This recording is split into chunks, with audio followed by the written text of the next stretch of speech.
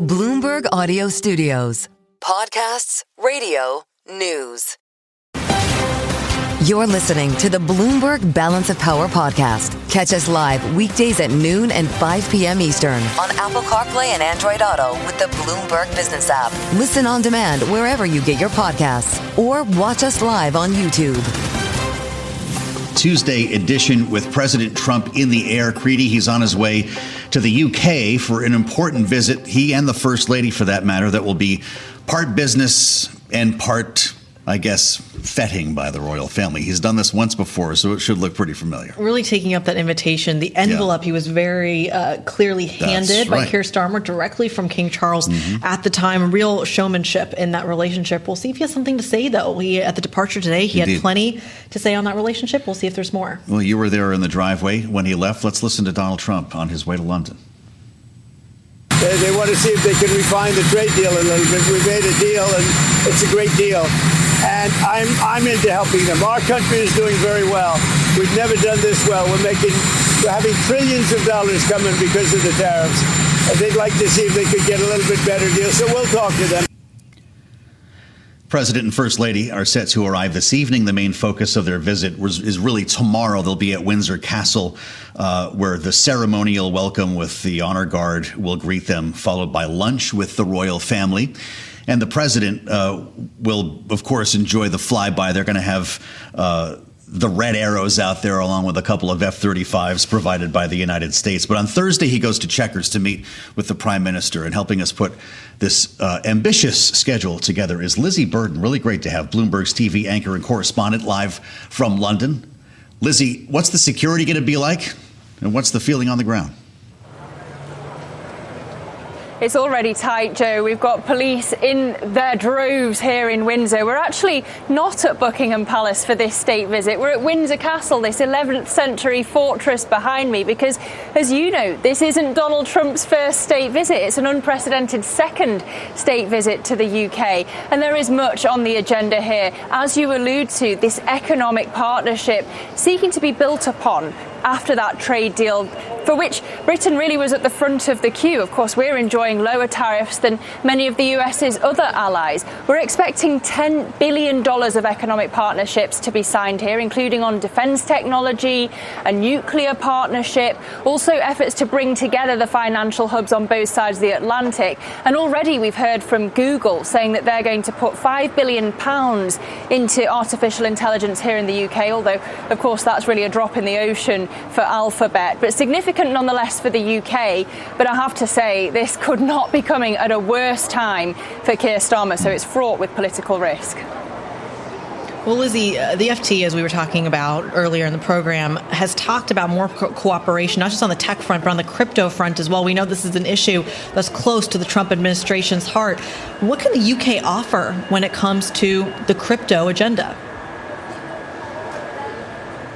Well, of course, crypto crucial to the UK when it's financially. I would say that there's a difference between the UK and the US on the regulation. You know, on the Washington side, Donald Trump's personal interest in this when it comes to investing in crypto and regulatorily as well. In the UK, we've been a little more hesitant on it, including from the Bank of England Governor Andrew Bailey. And perhaps that's going to be something that holds back the UK, that caution. So I am sure that this is something that will come up in the conversations, not just between Starmer and Donald Trump himself, but also when the US Treasury Secretary Scott Bessent meets with Rachel Reeves. And of course, they're going to be round the table with many of the traditional banking heads, the likes of HSBC and Bank of America, when they're gathering in Chequers on Thursday. So there's much to be discussed, but I really have to underscore the risk here. Look, Keir Starmer's government has lost 3 in just the past 2 weeks, including the UK ambassador to Washington, Peter Mandelson, over his links to Jeffrey Epstein, and this comes down to a Bloomberg scoop. It is going to be absolutely painful, not just in the room between the two of them, but possibly in a press conference that we're expecting at the end of this visit, if For example, Starmer is asked, do you believe that somebody with links to Epstein should not be in high office? There is that. There is the crypto question. There is the question of Palestine as well. Starmer looking to recognize Palestine at the UN General Assembly meeting in New York next week. So above all, Starmer can't afford to look to be appeasing President Trump, who is deeply unpopular here in Britain. It's really great to have you, Lizzie. Thank you so much for the readout, and we'll be staying in touch with Lizzie Burden over the next 48 to 72 hours as the president and first lady make their way. By the time we're on the late edition of Balance of Power, when you join us again at 5 p.m. Eastern, we should be looking at their arrival if all things stay on time. We do have some breaking news coming from Capitol Hill, and it has to do with a potential government shutdown, or in this case, averting one. The continuing resolution that has been written up by House Republicans would keep government funding static. A continuing resolution continues the budget that's already in place until the 21st of November. That's roughly what we expected, with reporting yesterday suggesting the 20th of November would be the case. And it's a far cry from going to the end of the year and pushing everybody into a Christmas deadline, and an even further cry from the full year CR that the administration had suggested. It's a great opportunity to start our conversation with Congressman Mike Herodopoulos, the Republican from Florida's 8th District, is joining us now live from Capitol Hill. And Congressman, it's great to have you with us. How do you feel about this idea? I know the Speaker presented some options to the conference this morning. Are you good keeping things where they are until November 21st? I am. We want to make sure the government stays open. It is common sense as we're getting our economic rebound with a new bill that, of course, keeps taxes stable. We do not see a tax increase. And, of course, all the investment coming from overseas. We want to keep that momentum going. And I'm optimistic we can strike a deal. But Republicans are 100% committed to keeping the government open. We know how vital it is as we move forward. Representative Herodopoulos, some of your colleagues, I'll just name a few here, Representatives Massey, Burchett, Spartz, Davidson, even Green, have started to raise questions about this particular bill. Do you think you're going to get them across the finish line, or do you still need to appease some of the centrist Democrats that are holding out? We're working under the assumption that Democrats simply want to shut the government down. You've heard Chuck Schumer's comments throughout the last few weeks. They want to play politics with it. We choose to keep the government open. I know that some of my colleagues in the House have some concerns, and that's always part of the internal discussion we're going to have. But that said, I'm committed to moving the government forward. I got elected to get things done.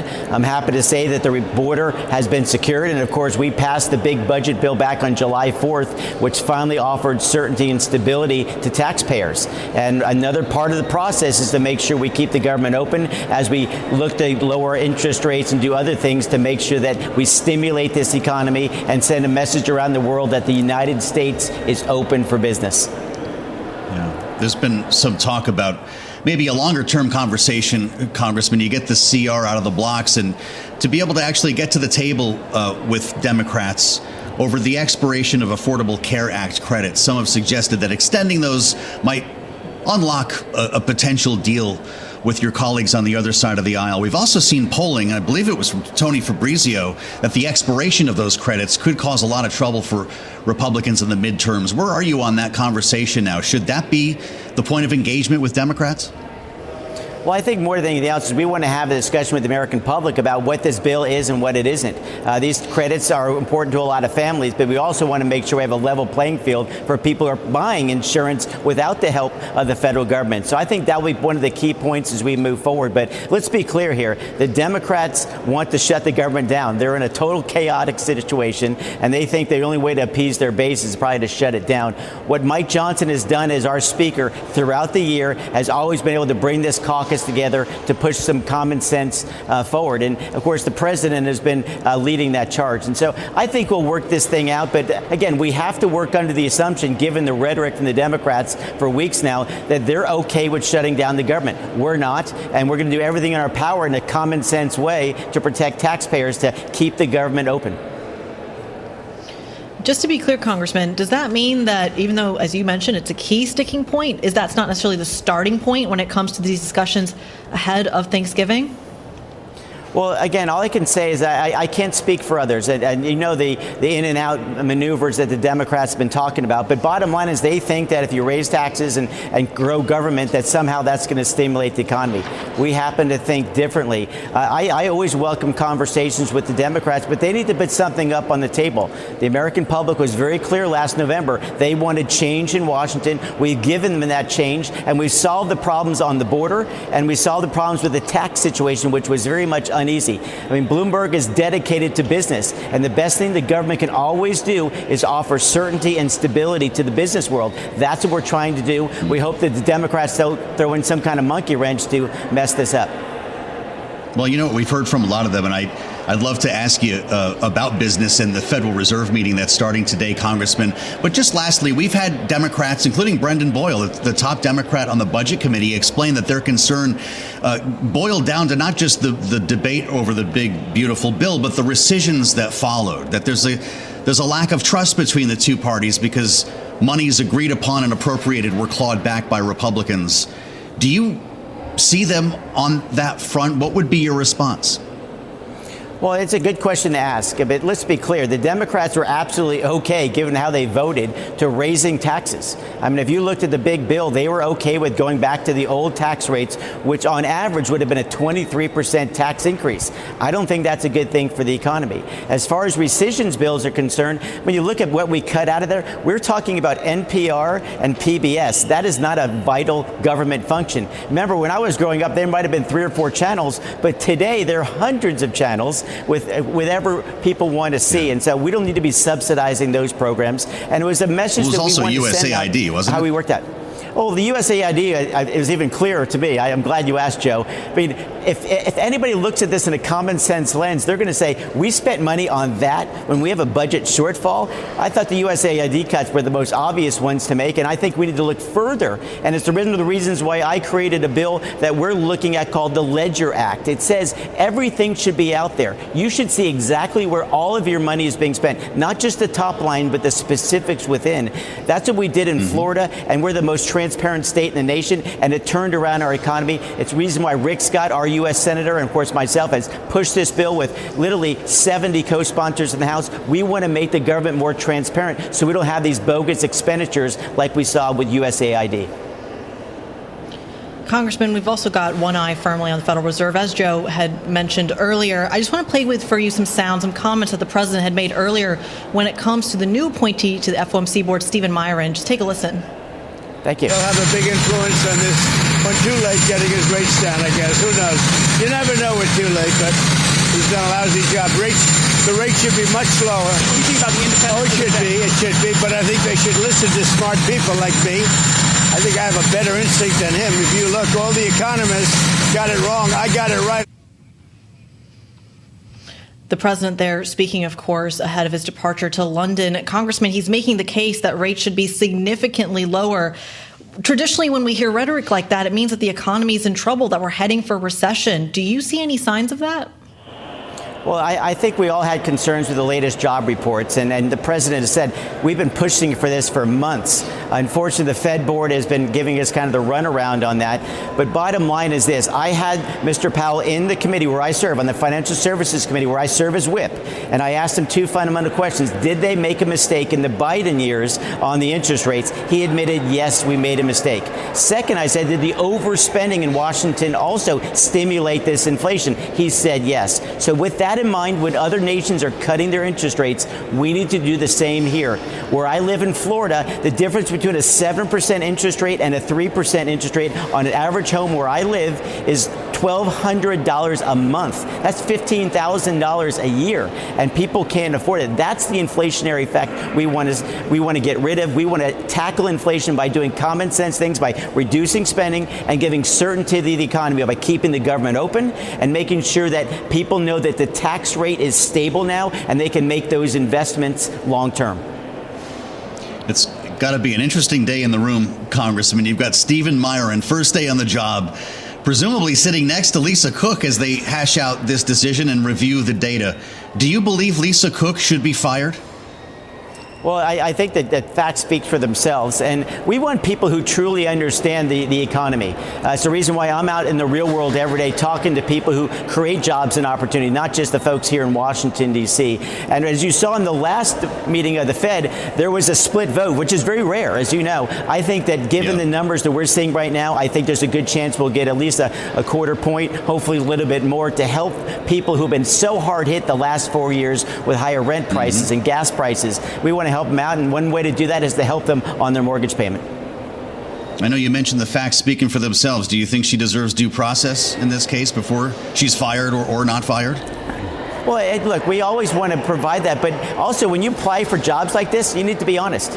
And clearly that was not the case. And I think that full transparency that I talked about earlier, Joe, that idea where government spending should be in the sunshine, we need to do that. But bottom line is the Fed needs to react to the markets, and the markets start telling them reduce interest rates. He's a man who took his doors off his own office back when he was president of the Florida Senate. Congressman, it's good to have you with us on Bloomberg. Come back and see us again. Mike Herodopoulos, Florida's 8th District. Stay with us on Balance of Power. We'll have much more coming up after this. You're listening to the Bloomberg Balance of Power podcast. Catch us live weekdays at noon and 5 p.m. Eastern on Apple CarPlay and Android Auto with the Bloomberg Business app. You can also listen live on Amazon Alexa from our flagship New York station. Just say, Alexa, play Bloomberg 1130. We keep an eye on an ear, I should say, on Kash Patel's testimony today. The FBI director is on Capitol Hill, and this has crossed over into the noon hour. It's been several hours of, in many cases, contentious back and forth, as you might expect, with the senators who are there.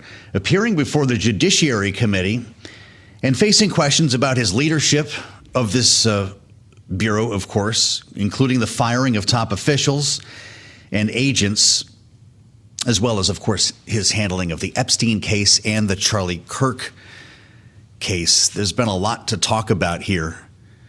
And the ranking member on the panel, Senator Dick Durbin of Illinois, the Democrat you've heard from many times on this program, decided to dig right in. He was the second questioner, of course, following the chair. Let's give you a taste of this back and forth. Director Patel, much like you, Deputy Director Dan Bongino was a conspiracy theorist who built a lucrative career making inflammatory and unsubstantiated statements about the FBI that would be disqualifying in any administration that cared about nonpartisan law enforcement. What is the evidence to suggest the pipe bombs placed outside of the DNC and RNC on January 6th were an inside job? I appreciate the opportunity to discuss Director Bongino's mine record.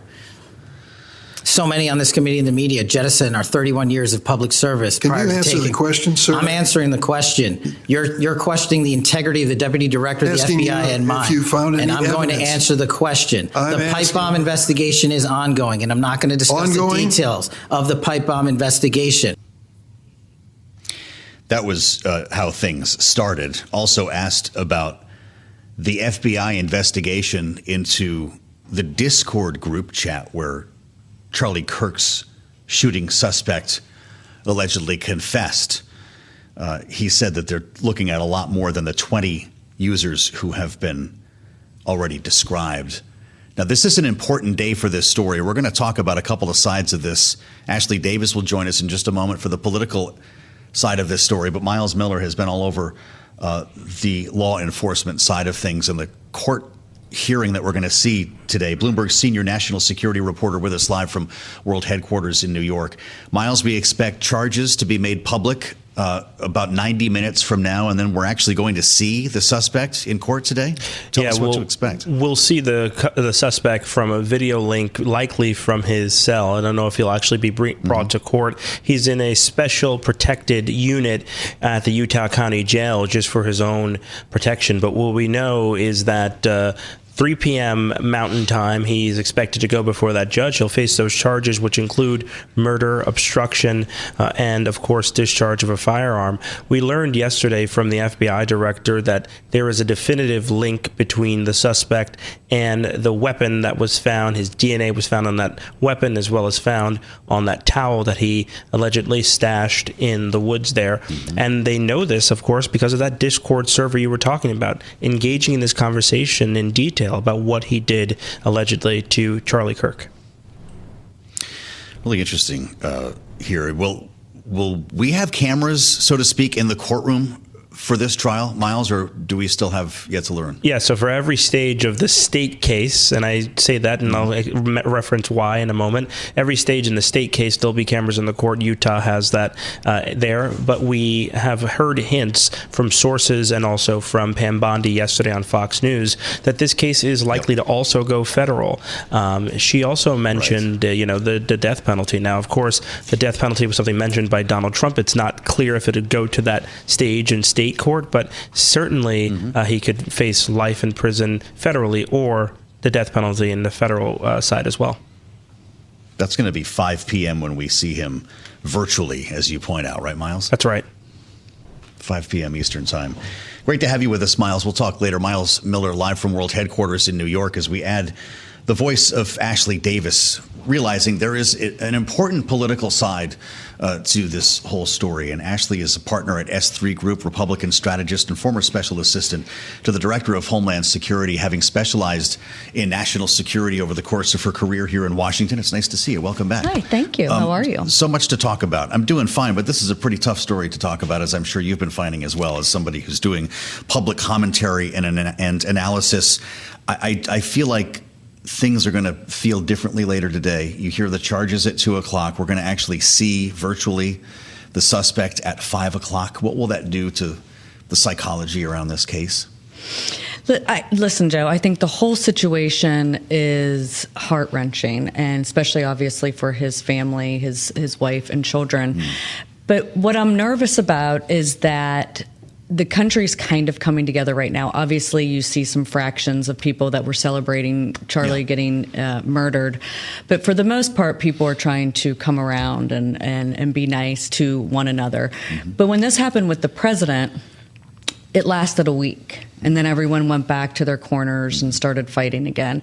And so I really hope that after Sunday, I feel all week, obviously we're going to see what happens today with seeing the suspect for the first time, exactly as you said. I think that we'll find more information out about what was the motive behind this in some of the court proceedings. But after Sunday, when the president does his memorial service in Arizona, I just hope that next week we just don't go back to our old ways. We're pretty good at doing that. We're very good at forgetting. This, of course, coincided with the 24th anniversary of 9/11, which I know is something that's really important to you. And so many people were talking in that day about the unity that people felt following the September 11th attacks and how quickly that went away. And we've been trying to reach our way back to that somehow ever since. This could be an opportunity, but we're hearing a lot of blaming, a lot of left versus right here. Even the president himself has been kind of leading this dialogue, and we heard it at the vigils for Charlie Kirk. We heard it from J.D. Vance when he filled in on his show, that this is a radical left problem.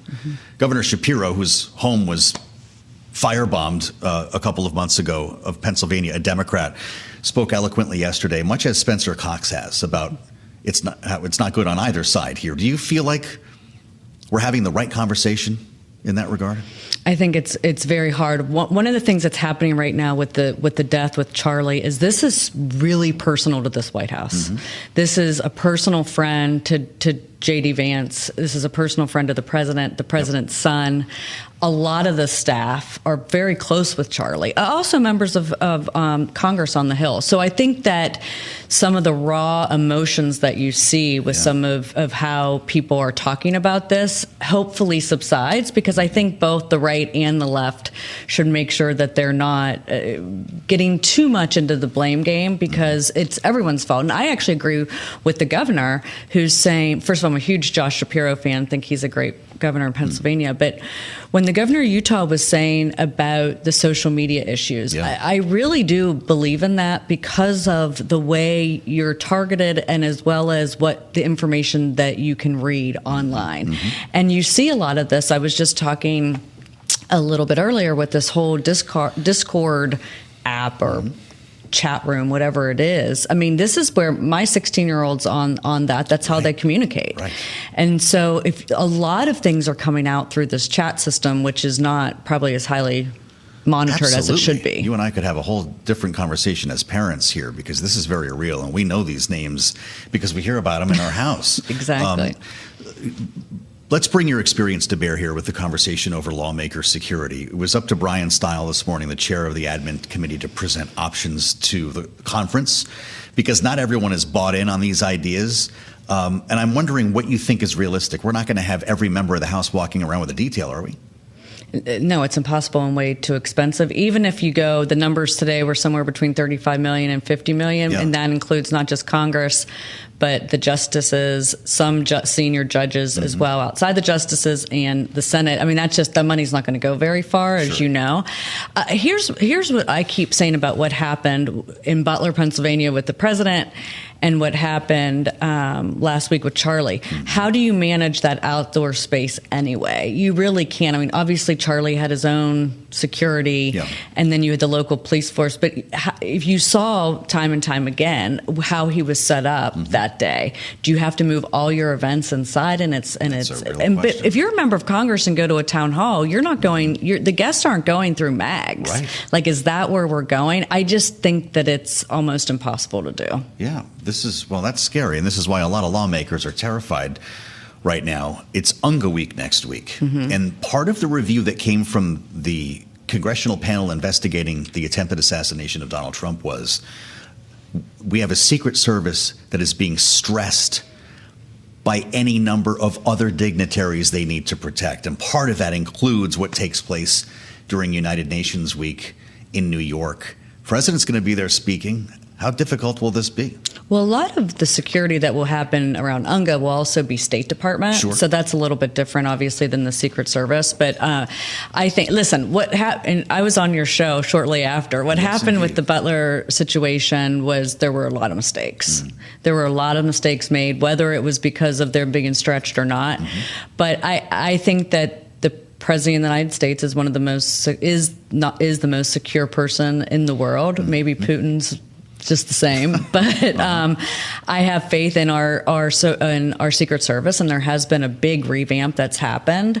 But a lot of these foreign dignitaries that will be here will have their own security as well. But it's a logistical nightmare. I get completely where you're going. Yes, Joe. Absolutely. Let's go to New York. It's going to be a blast. No, it's going to be a lot of traffic. Yes. We actually will be in New York next week for the president's address, and we're going to bring you special coverage of the Bloomberg Global Business Forum the very day after. This is an interesting moment that we're in here, Ashley, and it's a pleasure to have yourself and others who have some grace to talk about this.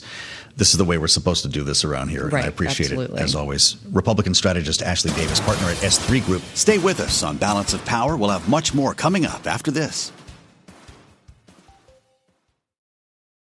You're listening to the Bloomberg Balance of Power podcast. Catch us live weekdays at noon and 5 p.m. Eastern on Apple CarPlay and Android Auto with the Bloomberg Business app. You can also listen live on Amazon Alexa from our flagship New York station. Just say, Alexa, play Bloomberg 1130. The true connection of Washington and Wall Street. And around this time tomorrow, we'll be in special coverage, special Fed coverage with the crew in New York. And the outcome seems fairly well determined. It's a quarter point, right? Tell me if I'm wrong. The big question is the conversation that takes place in the news conference afterward, knowing that right now, just imagine, to be a fly on the wall, it is entirely possible Lisa Cook and Stephen Myron, who are in the same room, are sitting right next to each other based on the seniority that dictates everyone's position around the table. Learned that from Michael McKee earlier today. And so what will this meeting bring? And will it be justified? We're joined now by Kriti Richards, Senior Strategic Advisor at the Groundwork Collaborative, former official at the U.S. Department of the Treasury in the Biden administration. Kriti, it's always great to have you. Happy Fed Day, almost. Thanks for having me. I'm wondering your thoughts here, just broadly, with all of the confrontation and drama that has surrounded this meeting. They're behind closed doors now. Culturally speaking, can the Fed handle this? I think that the Fed has been put in an unprecedented situation. That said, as you alluded to, we pretty much think we know what's going to happen with the interest rate decision. The Fed has been signaling for quite some time that they were seeing interest rate cuts on the horizon, but not yet. I think markets and the signals we've been getting from various Fed governors from across the political spectrum all point to a quarter-point rate cut. In some ways, that makes the Trump administration's really vicious targeting of Lisa Cook especially surprising and potentially counterproductive. The reason that we all think that the Fed is going to be cutting rates is that we've seen significant deterioration in the labor market. Between last month's job reports and the big revisions we saw, it looks like the labor market has been softer for longer than policymakers understood, and now we're seeing a market slowing. We're seeing job openings below the level of job seekers for the first time in several years, and we've seen a spike in the black unemployment rate, which is both troubling for black workers and often a harbinger of further softening in the labor market to come. And so all of those things are really pointing to the Fed loosening monetary policy to try to boost that struggling labor market. That's been made more complicated by inflation, which remains elevated and which is being driven up by the Trump administration's handling of tariff policy. But all of those things would point to a rate cut. Unfortunately, by undermining the Federal Reserve's independence in the eyes of the market, we are seeing some signs that market participants are going to start to worry that the Fed is not going to keep inflation under control. And that can be a self-fulfilling prophecy that actually makes it harder for them to lower real long-term interest rates, which can be very important. The irony of this whole thing is that the market reaction to the very fears you've laid out is ultimately showing up on the longer-term interest rate side of things, the very piece that affects the housing market, which is the very crisis that the White House is trying to warn everybody about. Does a 25 basis point or even a 50 basis point rate cut address that? That's exactly right. That what we're seeing is that yield curve is getting significantly steeper. That is, there's less and less difference between what you have to pay to borrow short term, where the market is predicting those interest rate cuts are going to come, and long term, where the long term rate is really driven by the market's expectations about future inflation. And so if what the president is trying to do is bring down mortgage interest rates, we're going to start to see whether the Fed is losing its ability to drive down those longer-term interest rates. So what's the job for Jay Powell tomorrow? They'll make an announcement on interest rates.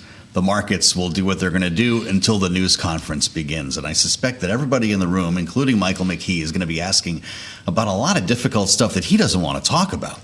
Lisa Cook, Stephen Myron, is he going to go back to the White House? The renovations, for crying out loud, at the Eccles building. There's so much that doesn't include data that reporters want to ask about. Does that also cloud the picture for the chair? I imagine that he is going to try at every turn to bring folks back to the conversation about data and reinforce the idea that the Fed is just moving along business as usual, not getting caught in the noise or the political football, and really just continuing to make data-informed decisions. Because for the Fed to be able to do their job and affect those longer-term interest rates, they really need to signal that they still have a steady hand at the till and that they are going to be making data-informed decisions that can then be relied on to move the markets in the ways that they're supposed to. The Donald Trump's tariff policy is what's muddying the water, it feels like, even though there's been a bipartisan consensus that rate cuts is what this economy needs, even just a normalization of rates, if not ultimately stimulus. But if you look at the data, it feels like there's arguments to be made here that the U.S. has been able to absorb higher tariffs and higher rates, and it hasn't affected the end consumer in the way that maybe we thought of on April 2nd. Your thoughts? Is it? We have seen prices begin to rise. And one of the complicated things about the tariffs is twofold. One, just the chaos around what are tariffs, what will they be in 90 days, creates a lot of uncertainty that makes it difficult to invest. The other complicated thing about predicting when consumers would start to see price increases is that there's often a big lag on those tariffs. Companies place orders, retailers, for Christmas starting 6 months in advance, right? We have shipping times. We did see a pullback around Liberation Day, and then we saw that filter into prices over the following months. At the time, many analysts were saying, you have to watch and wait, and we are seeing those prices go up. As you said, I do think there has been a lot of strong indication that the Fed should have begun normalizing rates a lot sooner. I was on this show almost 2 years ago arguing that housing prices and mortgage prices were really weighing on consumers, and that the inflationary period from the pandemic supply chain shocks had largely worked its way through. And I do think that you're right that Trump's tariff policies have made it more difficult for the Fed to engage in the kind of rate cutting that many people were advocating for. But if there's a time for prices to go up for the American consumer, is this the right time? And I say that with the caveat of we're still sitting on COVID-era stimulus. We're still sitting on elevated savings as kind of the broad American consumer. Retirement savings are up. Loans aren't as much of a burden as they were, say, 3 years ago because so many people have paid off their debt. If there's a time for the American consumer to absorb tariff costs, is that now? I'd be very careful when thinking about things like retirement savings being up. It's true that people who have significant retirement portfolios have seen asset prices rise dramatically. Also, people who already own a home have seen those asset prices rise dramatically. That has driven up wealth for people who have substantial holdings in the stock market and own a home. That is not the majority of Americans. And so I think working people are really being squeezed. Now they're being squeezed on both ends by a faltering labor market and rising prices. And those consumer goods prices and things like groceries and housing costs, those are a big part of the typical family's budget, less so the kind of folks who are seeing those asset prices appreciate and seeing their wealth go up. Great to have you with us, Kriti. Just to be clear, you're expecting a quarter point tomorrow, right? That's what the markets seem to be predicting. Sure. Great. To think you've been coming back for 2 years. It's wonderful, as always, to spend time with Kriti Richards, Senior Strategic Advisor, Groundwork Collaborative, former Treasury official in the Biden administration. Keep this conversation in mind right around this time tomorrow as we're waiting for the headlines to roll on interest rates and waiting for the news conference to begin. We'll have special Fed coverage 1:30 p.m. Eastern Time right here on Bloomberg TV and radio. Thanks for listening to the Balance of Power podcast. Make sure to subscribe if you haven't already at Apple, Spotify, or wherever you get your podcasts. And you can find us live every weekday from Washington, D.C. at noontime Eastern at Bloomberg.com.